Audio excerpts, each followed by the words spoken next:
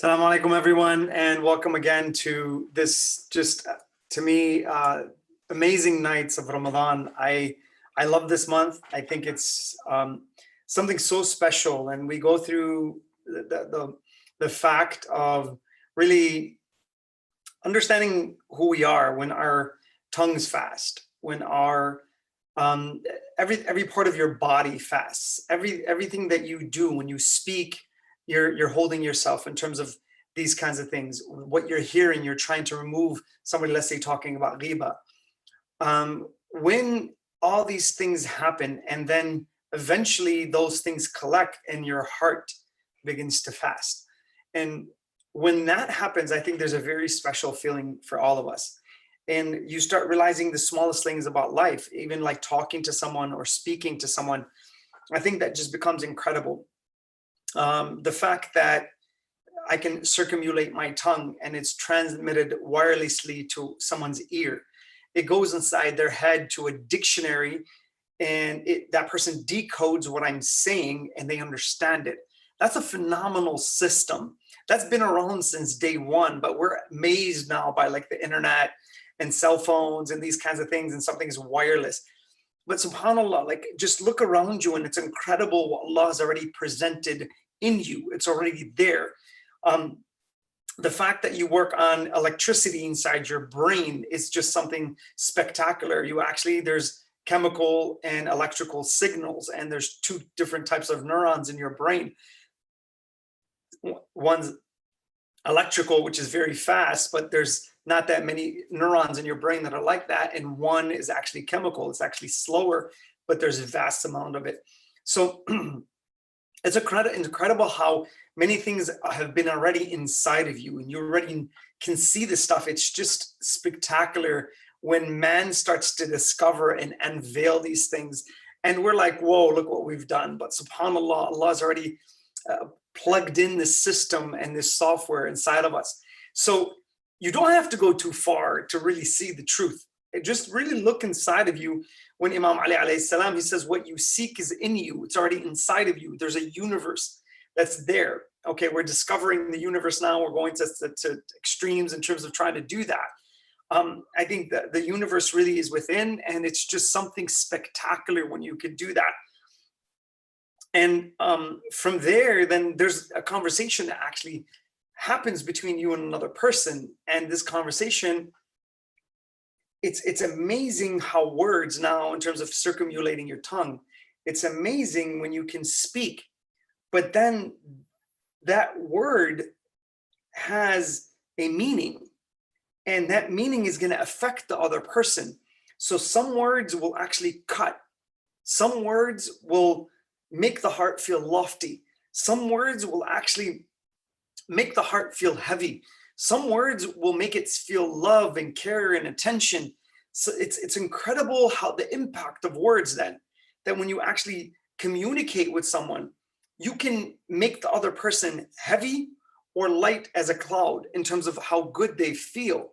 So to me, that's a whole nother system to be able to do that.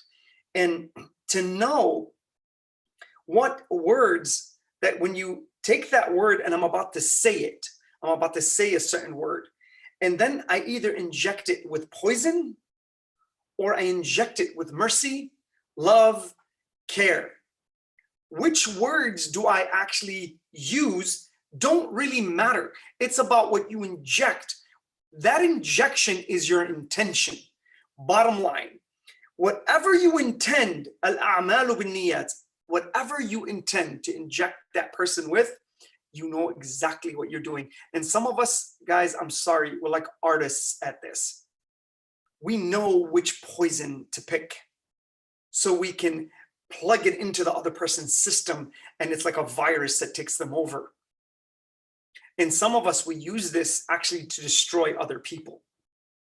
And just mere suggestions, I suggest to you, من شر الوسواس الخناس الذي يوسوس في صدور الناس. He whispers. Some people are like the shaitan.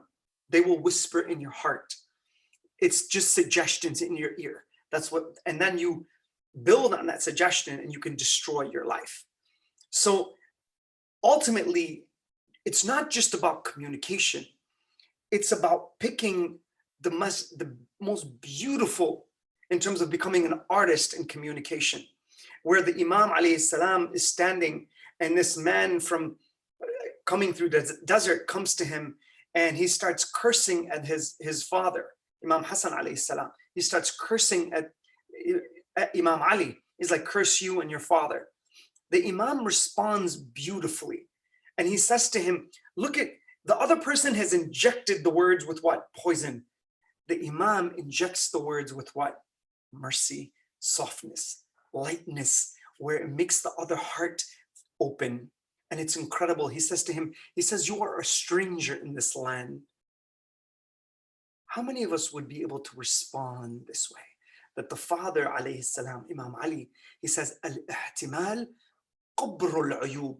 He says to be forbearing, to hold back when someone commits a sin against you or says something foul or nasty, and you hold back. He says that is the grave that sins will be put in. Al-ihtimal qabrul uyub, for that other person. So now the Imam steps back and he opens up the grave for those words and he puts them in there, and then he responds with such loftiness of the heart. And he says to him, he says, you're a stranger in this land.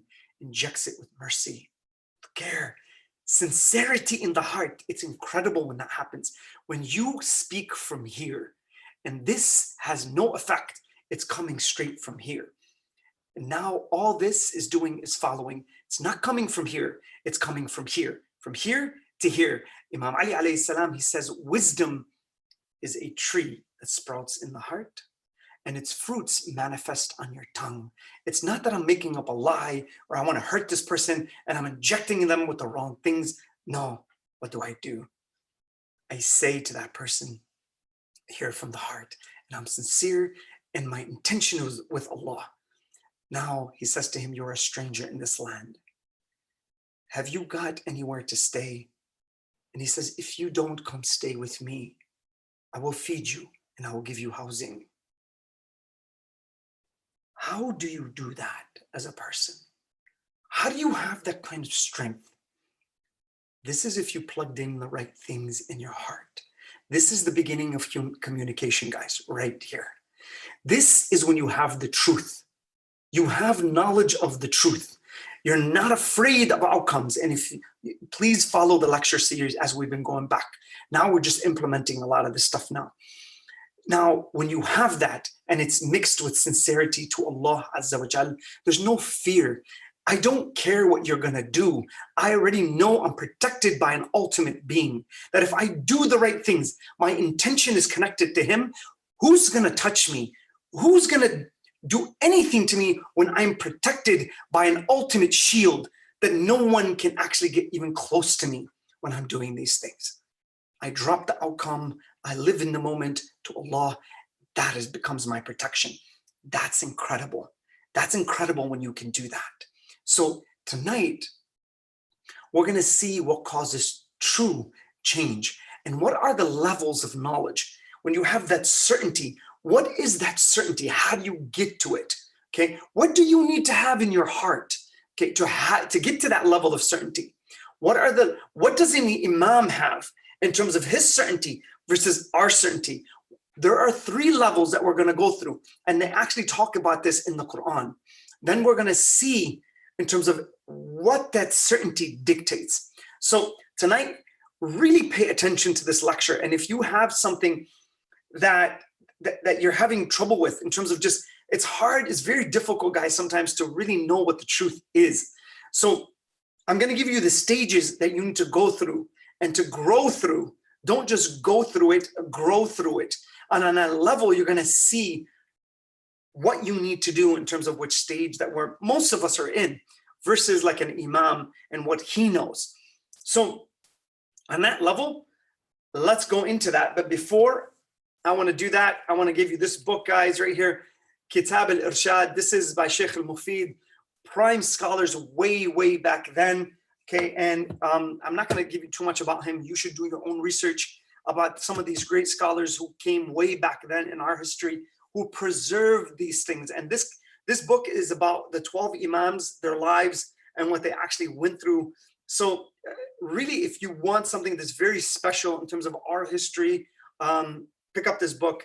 Amazing book in terms of just as a reference. Even if you want to present something about an imam, sometimes a great reference book to have. So guys, let's move on that. Let's get into the presentation. And before I do that, أعوذ بالله من الشيطان الرجيم بسم الله الرحمن الرحيم والصلاة والسلام على أشرف الأنبياء والمرسلين أبي القاسم محمد وعلى آل بيته الطيبين الطاهرين اللهم صل على محمد وآل محمد. So guys, here we go.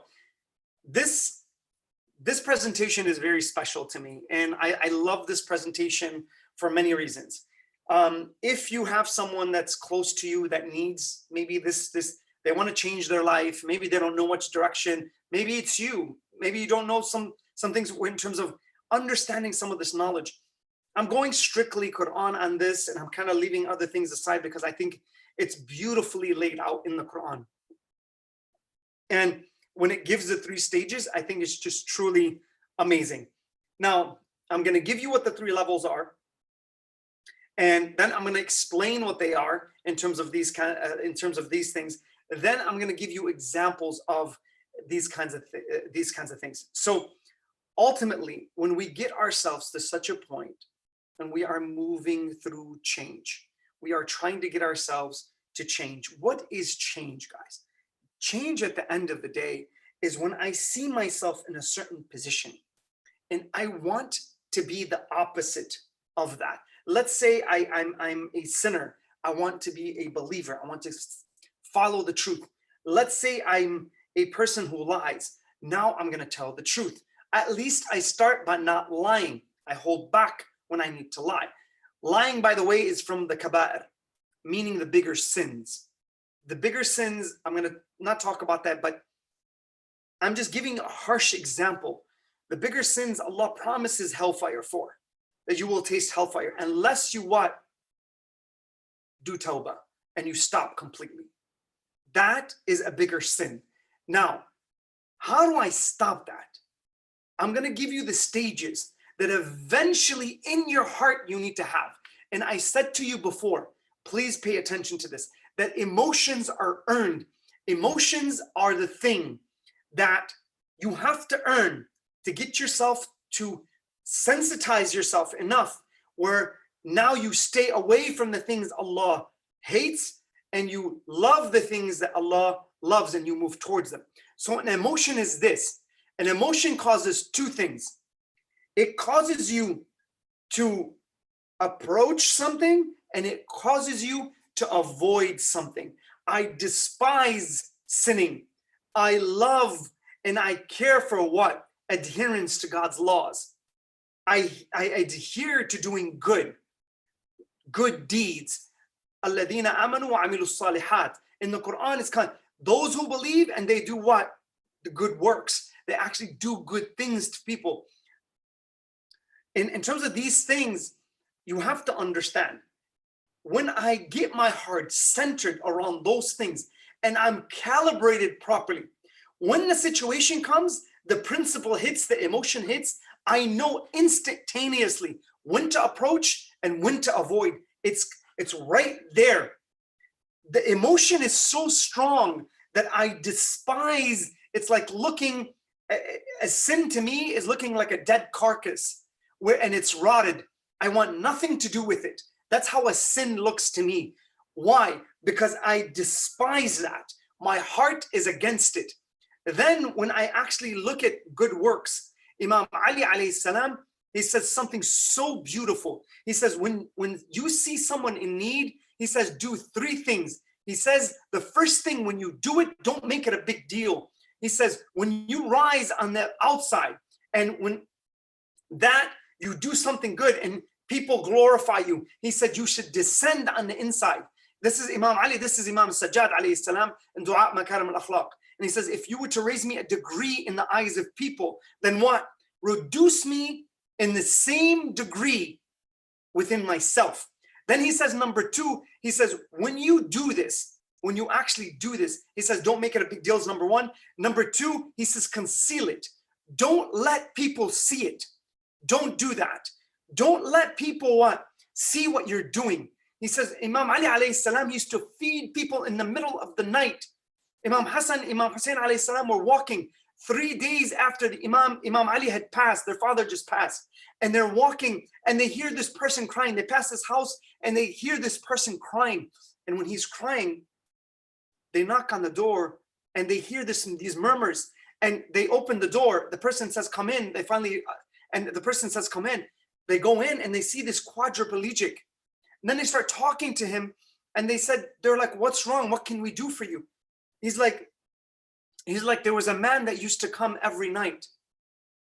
And he would wash me. He would bathe me. He would give me food. He would set up everything for me. Then he would leave. He says, I haven't seen him for the last 3 days. Do you know what has happened to him? Right away, Imam Hassan, Imam Hussein alayhi salam, they knew that this was their father. They knew that. So conceal your work. And number 3, he says, when you do it, don't wait. Do it quickly. Do it really fast. So don't keep that person in hardship. Don't keep them where they need something and then you can relieve. You have that relief in your hand. You can relieve it right away. You should do it quickly. So in terms of this level, understand as you're going through this, and the Imam alayhi salam, when you're actually setting up yourself, the Imams give you the perfect code to do this stuff with. So those 3 levels, in terms of even doing good, and I love now what Allah loves. I love ihsan, and my heart is programmed towards that, where I have a natural affinity to go towards that. Now when the situation comes, I do it quickly. I conceal it, and I don't make it a big deal. It's right there. It's programmed inside my heart. And then on the other side, when something hits and it's an awful deed, it's something sinful, it's something horrible, I despise it. And then I deter myself from it because of my emotional code. It's all about the emotion. So from here, an emotion causes you to what? Approach and attach to the right things, and detach and not approach and avoid the wrong things. That's how important emotions are. And when the heart dies, you're done. As we said yesterday, or not the day before, in enjoining good and forbidding evil. If you didn't watch that presentation, please go back. There's a hadith 374 in Nahj al-Balagha, in the short sayings, where he talked about where Imam Ali alayhi salam, he says, when a person sees a sin, he doesn't feel anything, doesn't say anything, or doesn't do anything. This person is a dead man walking. They've desensitized the heart to such a point that that person is now dead, meaning that they don't see the truth anymore, and they actually see falsehood as the truth. So they enjoin in what?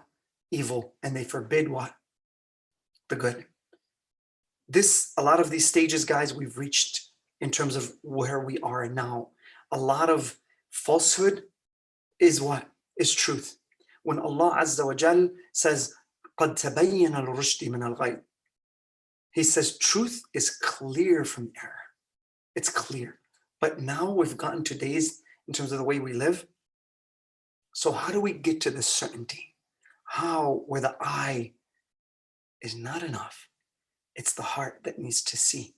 Let's go through the Quran and see the levels of knowledge and what you need to know to enable you to see the truth and to know what it is. And then we're going to see what the level of the Imam. So here we go, guys. In terms of this level, the levels of knowledge. So that's where we're going to begin. And these 3 levels, I want you to follow along. And if you can take notes, please do, because these are very important. And I'm sure some of you have heard this, but please, in the end, this is going to get really good, but I just have to lay it out first. It's just how you're going to be able to see things and what causes true change. Which level do we need to get to that causes true change? All right, so number 1. Okay, number 1 is ilmul yaqeen. Okay, that's the first stage. That's level 1. That's where most of us are at. Okay, level 2 is ainul yaqeen. Okay, Ilm al-yaqeen is knowing of something. I know what the truth is about something. Okay. Ayn al-yaqeen is now I have actually observed it. Okay. And I'm going to give you these. Then haqq al-yaqeen. Haqq al-yaqeen is I've actually experienced it. I have touch and I have experience in the heart. Think of this level right here as when you walk up to a roller coaster. Okay, I know what roller coasters are. That's ilmul yaqeen. Ainul yaqeen is like when you walk up to a roller coaster and you see it, and now you see how high it is, and you're like, there is no way I'm getting on this thing. And then you hear people screaming as they go, and the way it's taking you, it takes you up really, really slow. And a lot of you, I'm sure, have been to Cedar Point. Okay, it takes you up slow, slow, slow, slow. Then it gets you to the top, and bam, it just drops. So now you decide that you're going to be brave enough, and guess what? You're going to get on this thing. And then you really are going to be brave. And you know what's going to happen? You're going to sit in a front seat. So this thing actually hangs over as this thing is coming. The rest, so when it goes all the way up, it starts hanging over, and some roller coasters will actually stop you in that position where the front person is actually facing straight down, and they're looking at that like 300 feet, 400 feet up in the air. And they're looking straight down. It looks like you're literally next to the sky, to the clouds. And I don't know if any of you have bungee jumped, but I've done it, and it's really an amazing feeling. But what's really shocking to you is as you're going up, you actually think that you're almost all the way up as they're moving up. But then you look up and you're not even halfway up, because it's so scary up there in terms of when you get all the way up. You feel like you can literally touch the clouds. But it's incredible the second you experience that experience. And when you go onto the roller coaster, that's haqqul yaqeen. That now you have the experience. Why? Because you have the feeling. That experience is that feeling. And now, let's say you're one of those people that is just an adrenaline junkie, and now you're just like, oh my God, you fell in love with this thing. But let's say you're one of those people that on the ride, you're actually going and you threw up all over everybody because you sat in the front seat because you got so nauseous. And you're like, I'm never going to go on this again. So those are the three levels in terms of the way we experience life. Okay. And I'm going to take you through this real quick in terms of in the Quran where it says this. Okay. كَلَّا لَوْ تَعْلَمُونَ عِلْمَ الْيَقِينِ. So in the Quran, in terms of the knowledge and where it says this in terms of, now I'm just giving you the back end in terms of what it has in the Quran. Okay. كَلَّا لَوْ تَعْلَمُونَ عِلْمَ الْيَقِينِ. So عِلْمَ الْيَقِينِ. Now you will know what? لَتَرَوَنَّ الْجَحِيمِ. Now you will see something that's really what? Incredible. الجحيم. Okay. ثُمَّ لَتَرَوَنَّهَا عَيْنَ الْيَقِينِ. Then you're going to see it. You're going to see it. علم اليقين وعين اليقين. Okay. Now, so when you experience that and you walk, and now you know what a roller coaster, somebody tells you what a roller coaster is, and they tell you how scary it is. But then عين اليقين now is a higher what level. And in here, إنها, okay, in this level, this is in Surah Al-Waqi'ah 56:92. And from here, Allah takes us to the third level in the Quran, and He tells us the third level is haqqul yaqeen. Okay, right here. إنها هذا لهو haqqul yaqeen. إن هذا لهو haqqul yaqeen. So on that level, Allah gives us the three stages inside the Quran. So these stages, علم اليقين, عين اليقين, وحق اليقين. Now you have the references. Okay, you know that these things are real. Now, what happens in terms of what steps will take us to the next level? Where are you as a person? So there's a difference between people and their belief structure based on what they know. That belief structure is going to determine an emotion that will either compel you to do something, or it will what? Make you despise something and repel from it. Okay, so think of another example is when two people really love each other, okay? And they love each other and they're crazy about each other and they can't let each other go. But one of them gets in an accident and let's say they're really maimed in a really bad way and because of the car accident. And you see the person now look at that and they can't stand just even looking at the carcass. Why?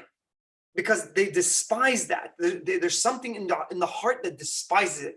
They loved it in the beginning and they loved everything about the person, but they despise that sight in terms of the way the person looks now. So it's incredible, again, how the heart works. What do you attach the heart to? And we said in terms of these things, does the heart now have the level of ilmul yaqeen? So do you have the emotional state of just ilmul yaqeen, where I'm going to show you the next example in terms of the way this works? Or do you have the level of ainul yaqeen, where the heart now senses more danger? Okay, and what do you need that balance? And I'm going to give you the difference between hope and fear and how they work.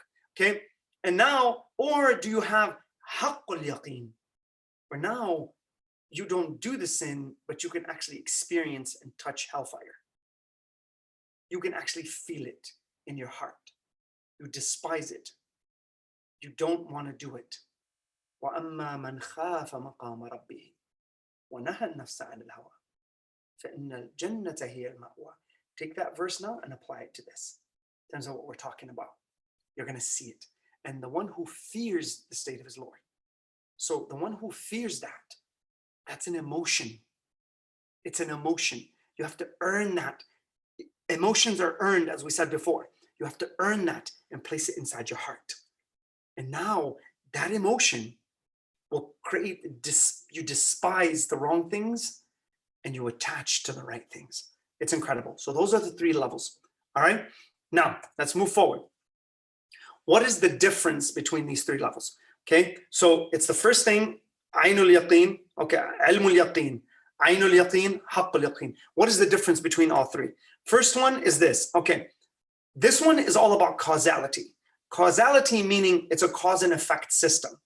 A lot of us, we go through trials and error. We see cause and effect and how it works. So we can get to this level of certainty. It's very easy for us. Okay. And here's the example in terms of that. This type is causal, meaning that, again, cause and effect in terms of the way it works. A lot of us have seen that. Now, in terms of this, an example, you see what? Smoke. You're looking far away and you see smoke. You know what? That smoke, and you know that there is smoke in terms of this, a fire. Why? Because you know about the fire because of the effect. At the end of the day, cause and effect. You see smoke, you're gonna what? There's fire. That's how it works. So that's stage 1. Stage 2 is this. In terms, it's observed, observation. Now you walk up and guess what? You walk up to the fire and you actually see it. This is ilm or dalil hissi. Okay. This at the end of the level, dalil hissi is in terms of what you're talking about. This right here, it's called dalil inni. This is called dalil hissi. Okay. Al-inni, al-dalil al-inni is cause and effect. Al-dalil al-hissi now is observation. I see it. Now I have a higher stage. So I've gone from stage 1 to stage 2. And now I know exactly what I see I'm looking at. So I no longer just heard about it. Okay. It's Imam Hassan alayhi salam, he says the difference between the truth and falsehood is 4 fingers. He says, and he puts this between his ear and his eye. He puts the 4 fingers between his ear and his eye. And he says, whatever you have heard may not be true. It may be true, it may not be true, but whatever you've seen, that is truth. This is ainul yaqeen. Now you see the fire. You see the fire of Allah. In terms of the sin you're about to commit, you see it. Now, the 3rd level, so this is the difference between stage 1 and stage 2. Now you've observed it. You have a higher level of knowledge in terms of what's going on. And now your certainty has gone up. This is yaqeen, is certainty. So not the knowledge factor has gone up. 3rd level is what? Haqqul yaqeen. This is an experience. So this type of knowledge is knowing. It's to know. and to feel, meaning I've experienced it now. This type of knowledge is really what we want to seek. So when I'm in sujood, what do I taste? I taste the pleasure within my heart of ibadah, of khushu', of submission and holy factor towards Allah Azza wa Jalla. That's how it works in terms of these kinds of things. And now, this is not cause and effect, this should be here, right here. But an example is now you touch what? You touch the fire. Sorry, guys. I'm sorry. I have to do this. All right, there we go. So here, from here now, what happens is this. You get yourself to this point, and when you are actually going through this, you experience the actual fire. How many times, now let's say you're a person that has never seen fire before. Let's say you're a little kid. And you don't believe, you know the fire now, you know it exists because you have reached this stage. But then what? You put your hand in the fire and you realize, oh my God, it hurt me, it burns. That's the way it works. So imagine this with sin. Some of us were here. Some of us were here, and some of us were here. I'm not going to go any further because I'm going to give you more a little bit later. All right. So now the difference in what? The difference in the level of knowledge. Okay. The difference is in terms of what stage do we have to get to? What stage do we have to reach? Okay. Like when we do this and we understand that we're actually going to this level, we're trying to do this properly. Now, here's what happens. What stage do I have to reach? So now, let's say you smoke. You as a person have the knowledge of smoking. You have that. You know it. You know the dangers of smoking. So what stage of these three will actually get you to stop permanently? The stage that you have to reach, for you to enable yourself to have enough fear in the heart is, I'm going to tell you in a second, this level. So before I do that, I'm going to give you understanding between hope and fear. And this I've explained before. On this level, if I have too much hope and I'm thinking, oh my God, Allah's going to forgive me. He forgives everybody. He's so merciful. I'm too hopeful. I don't have enough fear. 80% hope, 20% fear. Now, what happens here in terms of this? I'm telling you a hadith that's going to come by Imam al-Baqir alayhi salam. And I just want you to understand what he says about that. Then some of us have too much fear and then too little hope. 80% fear, 20% hope. How does that work? I'm going to explain it to you in a second when I get to that hadith. All right, so now here's what happens. On this level, the second stage is where you have to get to. If you're a person who smokes, in terms of these kinds of things, here's what happens. So observation is the second stage. So I have to actually get to this level where I can actually see the danger. Now, in terms of this, observation knowledge can lead to what? Permanent change. This is the stage we have to get our heart to. You have to get yourself to aynul yaqeen. Why? Because at the end of the day, your emotional code has changed. Here's an example. First, the example I want to use is smoking. So a lot of us, the reason I'm using that is a lot of us smoke.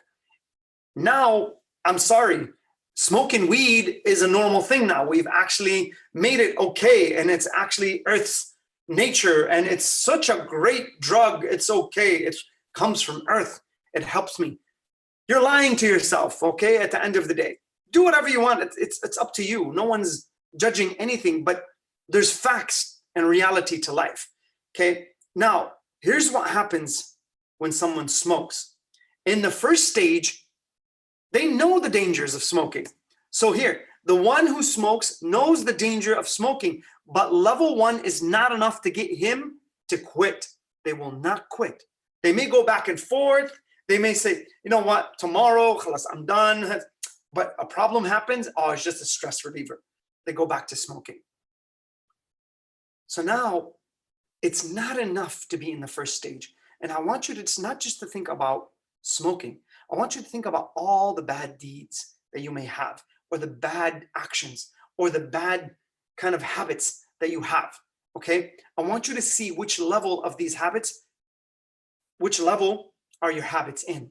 And how much do you say to lie to yourself and rationalize? Tomorrow I'll quit. I know the danger. I know I may have what? A heart attack. But now what happens when I'm coughing really bad and I'm not feeling good. My health is going down. And then my wife says to me, she's like, you know what? Go get checked out. There's something wrong. And I know someone, they actually took their wife. They were very, very healthy and they smoked a lot. They were about, I think, 45, 46. And he took his wife into the doctors. And when he took his wife into the doctors, he started having really bad chest pains. And when he did that, he's like, he told his wife, he's like, I'm having a really hard time breathing.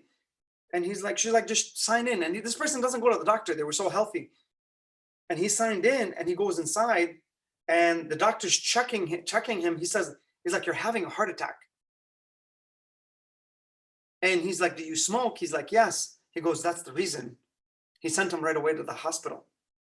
So when he did that, the next day, this person, I think the last time I talked to them, it's been about maybe 5 to 6 years they haven't touched a cigarette ever since that day. Why? They touched the danger. They touched it. They knew. Now it's not about, I know the danger. I'm there. I could experience that danger. So now level 2, when that happens, the doctor tells you, you're about to have a heart attack, you should quit. Now you've reached level 2 because now the danger's there. What has happened? Fear. Your hope was at 80%. Fear was at 20, maybe not even 20. Let's say this is at 98%. This is at 2%. Guess what's going to happen now? Positive fear is beautiful. Now, what happens? Instead of the hope being 98%, it goes down here. And you're like 50% to 50% fear. Imam al-Baqir alayhi salam says, fear and hope are 2 wings of a bird. You need both. You need to have fear of Allah in terms of his wrath and his punishment. But you also have to have what? Hope in his mercy. You need both sides. And in the Quran, it says, when they hear Allah's words and Allah's ayatullah, they kharru sujjada. They go down in Allah. They go down in prostration. And then what? They want his mercy. So that because of his fear, because they fear him in the beginning, okay, they feel this fear. Then in the second, it's one verse that talks about fear and talks about hope. And I'm sorry, I should have got it here, but I didn't. But that verse then says, but I'm okay because he's forgiving of everything. So the first thing that we need to do is fear Allah and have hope in his mercy. So the fear comes before the hope. Whenever we're trying to change ourselves, we need to develop the fear that we shouldn't have this much hope in terms of 98%.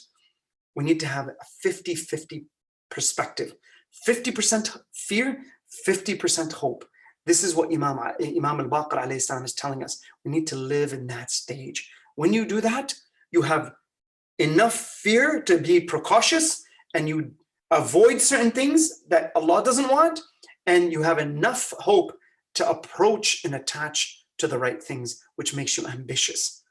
That's the key. That is the equation, and that's how it works. Now, last thing, the levels of knowledge, okay, that a prophet or an imam has. Which level do they have? Really pay attention to this, because this is the difference between us and the imams. So do they have Ainul Yaqeen, causality in terms of this? Do they have, Ilmul Yaqeen, Ainul Yaqeen, or what? Haqqul Yaqeen. Let's see. Let's see what the difference is between an imam and us. So what is the difference between me and an imam in regards to the danger of sin? In regards to this, it's really incredible that you understand how this works. Now, I know that the sin of lying, backbiting, fornication are dangerous sins, but my knowledge is at what? Level 1. I know it, but Allah's gonna forgive me. I do it, it's okay. I take off my hijab, it's okay. It's not gonna matter. It's for business. Allah understands.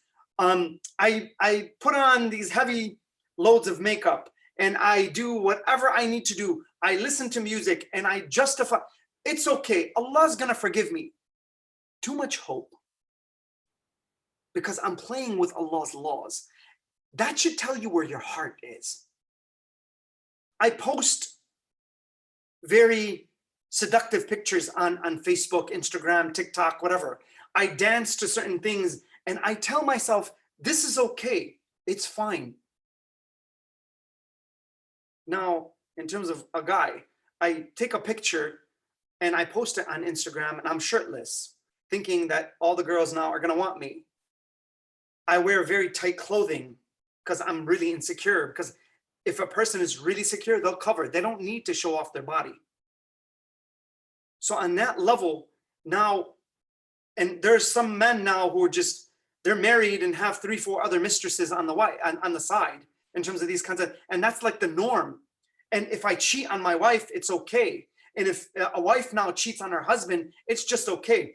I'm just doing it because Allah made it okay. And we justify these things to our head. Now, when you go as a man, you go out and you have other relationships with other women, then you go home to your wife and your kids. How is that okay? How do you justify these things in your own head? Now, I'm not telling you there are certain situations that are just very, very pressing and they're very, very, very, but at the end of the day, you know yourself as a person. Now, on these kinds of things, don't justify these things to yourself. Now, I know what I'm doing and I know it. And some of these maybe within lawful terms. I'm not saying that, I'm not going against the law and I'm not saying these kinds of things. I'm talking about the psychology, that effect that's going to have on you as a person. And I'm talking about the emotional and mental damage that you can create when you justify these things that it's okay. And then when you harm another human being, which may be the closest person to you. And I'm not talking in gender-based. It can happen on either side because I've seen it on both sides. And the damage that it creates is impeccable. And now who has the problem? It's the kids who have the problem. The parents get divorced. He goes on with his whole life. He's responsible enough. He can make money. She can make money. It's okay. Who gets damaged? It's the kids that get damaged. That's what happens. So on these kinds of things, please be careful where you're at in terms of what you're doing. Now, if I know lying, backbiting, fornication, these are the kaba'ir. These are the bigger sins. We don't realize when we're talking about someone, okay, there's a reality to these sins, okay? And I'm going to show you what the imam sees versus what we see. And here's what happens.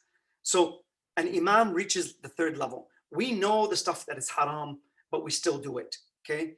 This is what we need to reach right here for us. We need to reach that level. So we see the danger and we fill ourselves with more fear that becomes a deterrent and it stops us from doing certain things. An imam has this level. An imam feels what? Pleasure of obeying Allah. He tastes it. He actually feels it. When he actually feels the pleasure when he stays away from something, it's pleasurable. And he feels the pain of committing sin, so he stays away from it. So it's an emotion. You have to earn an emotion. That emotion will deter you in terms of the pain that you will feel if you commit the sin. That pain needs to exist in your heart prior. Your heart needs to be sensitized there prior to committing the sin. And when you do that and you have that pain in your heart, you will pull back instantaneously. It will not take you long. It's automatic. But then when you actually see something good, you have the pleasure of doing a good deed.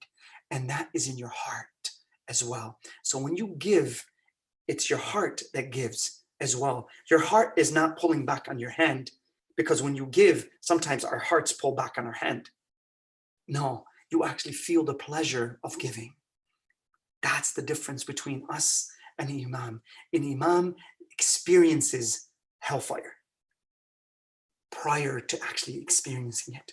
He feels it prior to actually seeing it. He knows it. He understands it. He doesn't need to see it. He's already reached this level.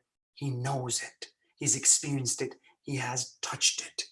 That's the difference.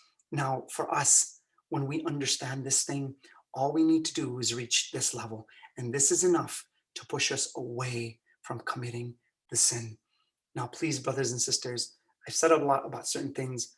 I don't mean to put down anybody in any which way, and I'm not condescending in any which way. I don't judge people. I'm just trying to push you maybe to do the right thing. And please, in these nights, take advantage of these things. This is something very special in terms of the nights that we have. Get to a point where you just don't have the knowledge of something.